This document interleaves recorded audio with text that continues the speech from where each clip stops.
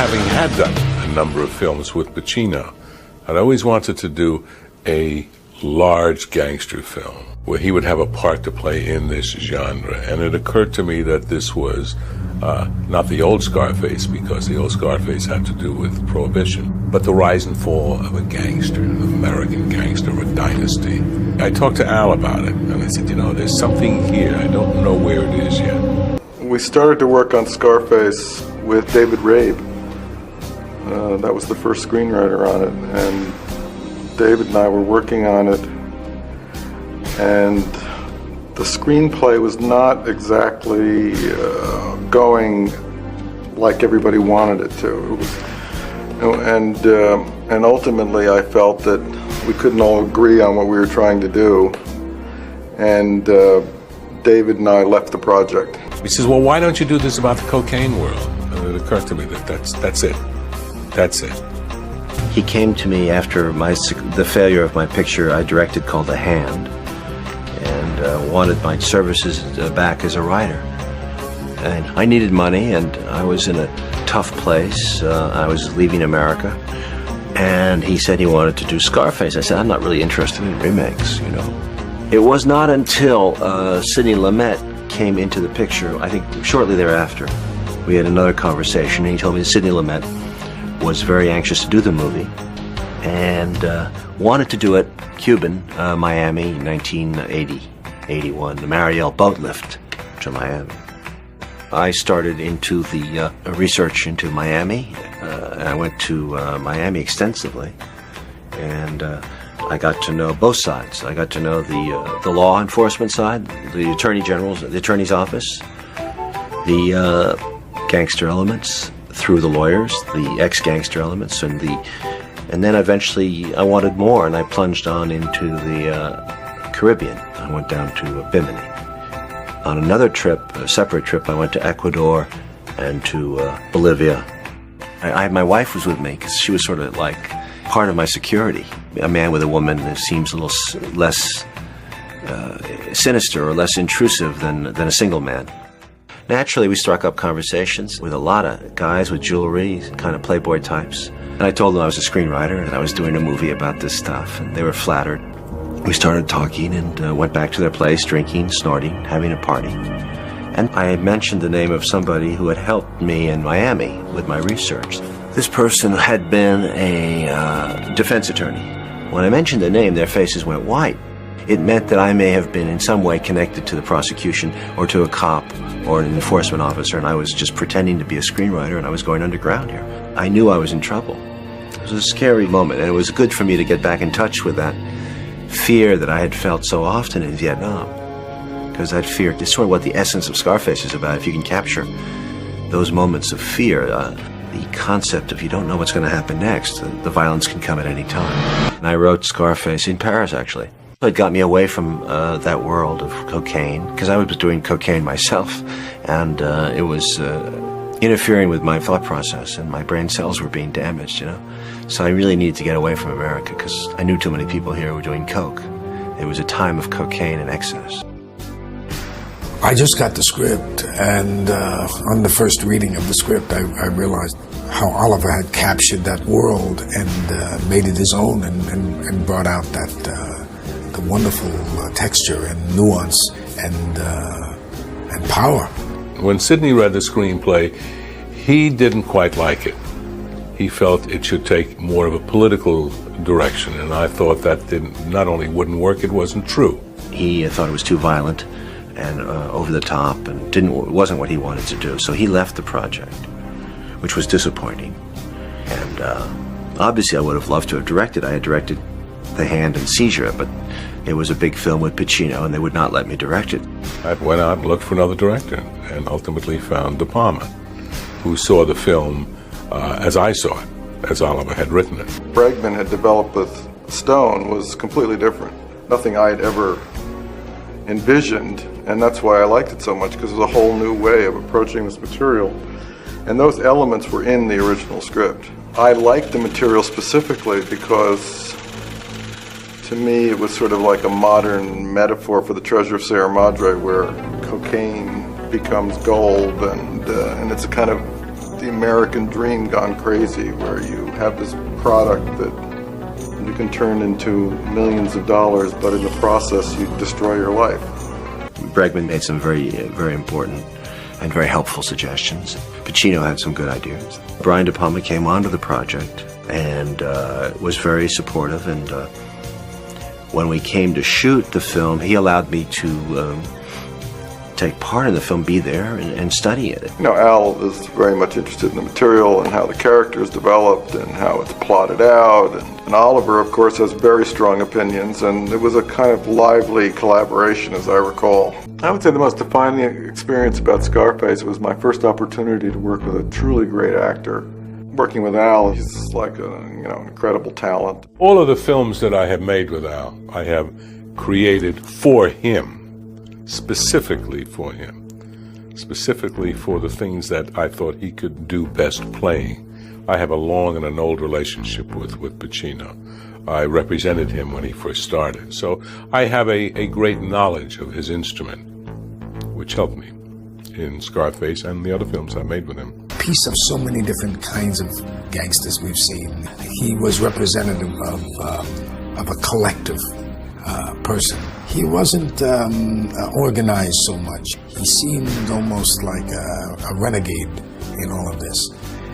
Even though he would comply, you knew eventually that he couldn't stick to any format, any controlled environment. He was out of control, which was an attractive thing in his character to play. But it was a long, arduous casting process. Stephen was somebody that we saw right in the beginning and liked right in the beginning. I was born in Cuba in '56. Actually, I was born the day that Fidel Castro arrived from Mexico, ready to start the revolution. My dad, at a certain point, decided that things were not going to get any better, so he gathered us together and he took us to the airport, my little brother, myself, and my mom. It's 1960. They got off the ground, and once they were in airspace, in the international airspace, he said, I'm not going back.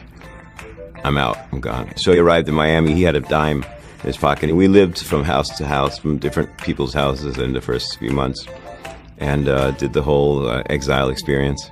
Over the years, I grew up to be an American. That's what I wanted to be. I wanted to be like the kids in my school who didn't have Spanish surnames. Got through high school, went to Europe, saw Europe, and came home, and I said, I've got to do something. I went to junior college just to kind of kill time, and then and I walked into an audition for a play, for a Tennessee Williams play. And I got cast. And once I was in the process, in the rehearsal process, I said, this is it. This is what I do. I was living in Manhattan and studying with Stella Adler and going through that whole journey of the starving actor. And I got a call about an interview. And this woman, she's casting this film. It's called Scarface. It's starring Al Pacino. And the second role is his buddy. So I go, and she says, oh my God, they're right. You're perfect. She goes, I have to call Brian. She gets on the phone and calls Brian. And Brian says, send him over. So I go meet Brian. He says, okay, all right, so you speak Spanish, right? Yeah, you're cute. You're really cute. Yeah, I'm Cuban. And he goes, okay, well, he calls Marty Bregman. He says, okay, I'm calling the producer.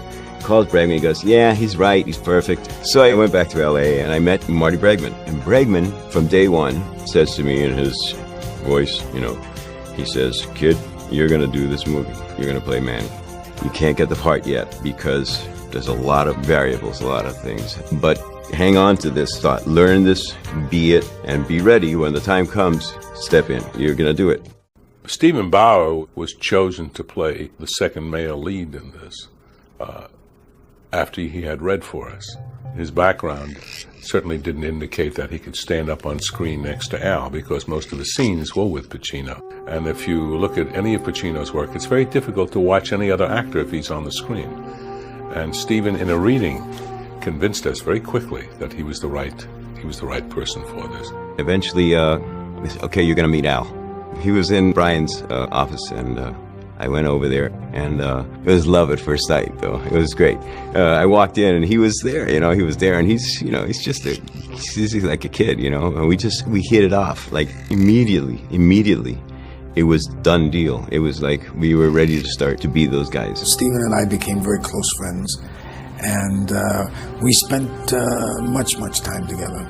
and just going over our relationship and what it was in the past. And we enjoyed it. We had fun doing that. But there was a long process until we ultimately settled on the final cast. You know, we're getting to a point where these decisions had to be made. Al would sort of go back and forth about, well, this is good, but this isn't quite working. And we ultimately had a screen test at the 9th hour and finally decided on Michelle. Tony Montana.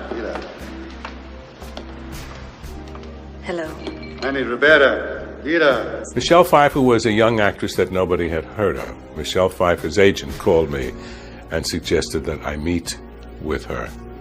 And I said, well, if she would be good enough to fly herself in, I would see that she would certainly get a reading. And she did. For me, that was very important. I had every intention of paying for her transportation, which we did before we hired her a couple of months later. But if a young actor is that committed or is that interested in doing that role, that they would take the dollars, and they would, which are hard-earned dollars at that point in their careers, and come in or make that kind of an effort, we always pick up the tab. And she did, and we auditioned her we read her with Al, with a lot of other young ladies. I think we auditioned every young actress in the business at that point. And at the theater that we used as a casting, when she got up on stage, she brought Al to life. Hey, Jose. Who I, when, and how I fuck is none of your business. It's interesting because I don't think even he was aware of it, but it happened. The relationship happened there. It was right then and there. Because nobody heard of this girl, and we were interested in maybe casting this role up, but when she was just magic. And that's why we used it. There was no question in my mind from the moment I saw her read that she was going to do this part. Michelle Pfeiffer was very interesting because it was one of her earlier movies, and I think she was very attentive and committed, and she is a very involved working person. She's involved all the way, and I think with this picture, I didn't know her, and she seemed like she wanted to discuss a lot of what was going on, and I remember her being very intense and interesting. Mary Elizabeth Nance Antonia was a very wonderful young actress when I first met her.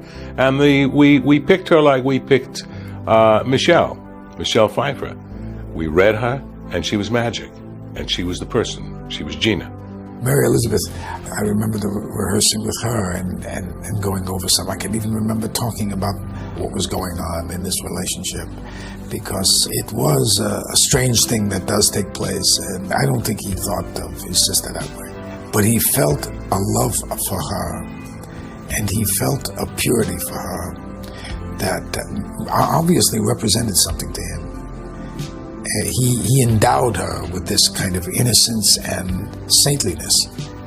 It was an odd thing and an interesting thing to have in a movie. It had a certain tragic element to it. Just clicked. You know, she was their favorite, and I was their favorite, and they put us together, and we read, and it was just right. The chemistry was right, and she's just as wholesome and as able to turn and be that fire, you know, that spitfire, you know, when she turns on him. Stop it! Chosen, again, on the basis of a reading. Robert Loggia is a fine actor, and he fit the role, and he did an exemplary job. I thought Robert Loggia seemed to just embody this guy, and he was. I felt very daring in his portrayal. He and F. Murray Abraham, I thought both of them contributed a great deal to the movie. How do you think of him? I think he's a fucking peasant. Yeah. But you give a guy like that on your side, it breaks his back for you. The group that we surrounded Pacino with in the film were all Cuban, basically all Cuban. Anytime that there was a problem in the accent, in Al's accent, they had the right to interfere and suggest that he was off with it. You're a communist. The Cuban people who I met and spoke with, who gave me a lot of insights into some of the mannerisms and stuff, all of which I tried to put into a capsule and swallow and see what would come out. And I was trying more not to be as authentic, because I don't believe you can really be authentic unless you can mimic very well. But if I could take the accent and the mannerisms and sort of just heighten them in a way for this approach to this movie, because I think Brian De Palma was going to take a larger-than-life approach to this film to conceptually deal with the movie in a more operatic style, just slightly larger than life. And so I think that was incorporated into my interpretation. Al did a lot of the interesting things. When I first met him, we were doing some screen tests. We were testing Michelle Pfeiffer and other ladies. And then after we finished that day, he said, "Johnny, can I ask you a big favor?" I said, "Yeah." He said, "Only speak Spanish to me once we start the movie." I said, "Really? Why?" He said, I want to hear Spanish. And he said, "Maybe I don't understand, but just talk to me in Spanish." So I did. For the entire picture, Al Pacino and John Alonzo spoke Spanish. He was Spanish himself, so when I was off with an accent, I asked John if he would help me, and I love that he spoke to me in Spanish. That's part of his preparation, and I think that's part of what makes him one of America's finest actors. We had a month of rehearsal time. This is unheard of, but Bregman insisted on it, and Brian insisted on it, and we rehearsed that thing. We could have taken it on the road like a play. Scene, bang, bang, bang. We had a great cast, these great actors. And Brian was great, his graciousness and his generosity and the wisdom, really, that it took to allow what he allowed, allow for exploration and spontaneity when there was room for it. It was a whole ensemble piece, and a lot of playing the scenes back and forth, and Al and the other actors would find, they would improvise things and find things to build into the scenes, and Oliver would come back and rewrite them. There was a lot of that. I felt good when he was involved because, first of all, he responded to the script in such a passionate and positive way. And this idea he had of making this thing larger than life, a little bit more heightened, the reality, appealed to me. I know every actor I've ever met does Tony Montana. Bruce Willis, who does an incredible Tony Montana. Or Tom Cruise, who does an incredible Tony Montana. Or Alec Baldwin. I mean, they all do him. I mean, it's like, we used to do Marlon Brando and On the Waterfront. It's such a audacious character with such wonderful lines. And Al did such an incredible performance that, every actor in the world loves to play that part.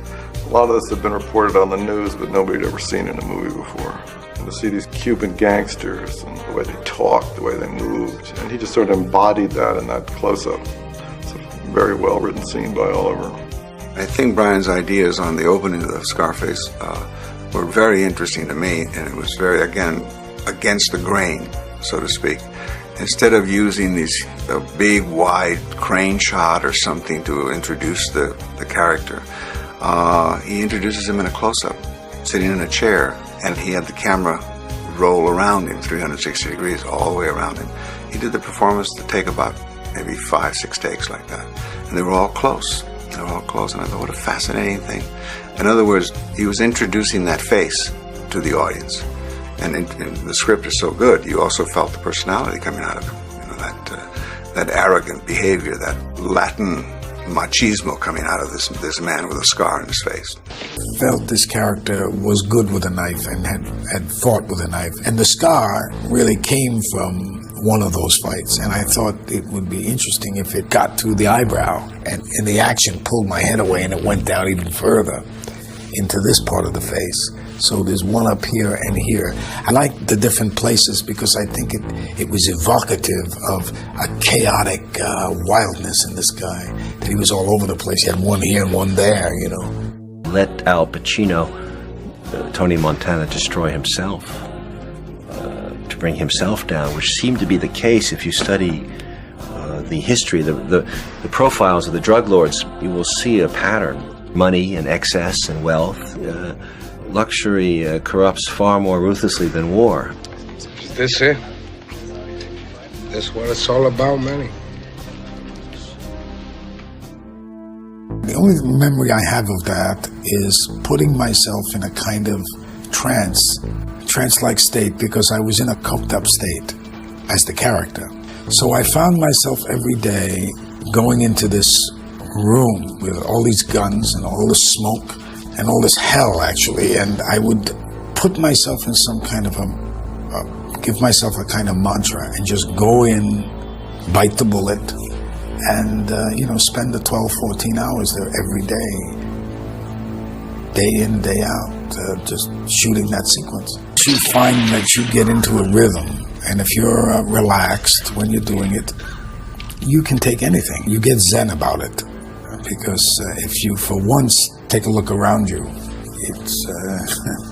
it's just unendurable. And so we rigged up something that synchronized the flashing to the shutter of the camera so that you could see the flashing all the time. Ken Papio and Stan designed this synchronization system for the weapons so that the camera shutter is open to see the flame, and Pacino can't fire it unless the shutter is open. And it sort of drove Pacino crazy a little bit because he pressed the trigger and it wouldn't fire until the camera was perfectly in sync with his flash. And it got a little testy there because he wanted the freedom of it. But it worked out very good. These men were very talented men. We had a lot of time to shoot that because Al burned himself badly on one of the guns. And so I basically had to shoot like 2 weeks without Al. So I had a lot of time to shoot the Colombians doing things. I'm trying to think how many cameras we used in Climax. I'm not sure. I think we had one on a crane, and we had 2 down below, and a third one. It may have been 4, maybe 4 or 5 cameras that we had. We had a slow motion camera that was prepared to shoot the stuntman as he got hit, or Pacino as the squibs were going off. We had 1 camera in slow motion. We may have had 5 cameras on that sequence. Steven, a very old friend of mine, came over to the set and thought this was great and said, I got an idea, let's put a camera over here. I said, fantastic. So we stuck a camera, I think it was a low angle camera over on the side, and it was used for when the Colombians first come into the house. It probably took more than half a day just to line up exactly where the cameras were going to go. And it took 2 days to get the stunt of the man falling. I say it took 2 days because it wasn't really working right the first time, and he had to hold his breath too when he landed there because Brian wanted to keep shooting for a long time. This side and that side, and I went with sort of tried to go with the glow, and say this is it, this is what you see, and I didn't try to go into another area with it, and so I felt in terms of that I might have succeeded then. And I'm very proud of my collaborators. They're all great artists. Oliver and Al, and Michelle. I mean, if you go down the whole list.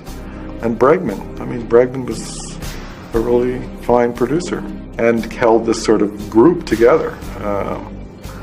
So in a sort of traditional Hollywood way, where you have a great producer and a great actor and a great director and a great screenwriter, I think we made a really great movie. And everybody did the best they could in a very controversial material, and we got our heads handed to us at the time because the movie was, sort of scandalized everybody. But in retrospect, when you look it back, you say, this is really good. Me, I want what's coming to me. Oh, well, what's coming to you, Tom? The world, Chico.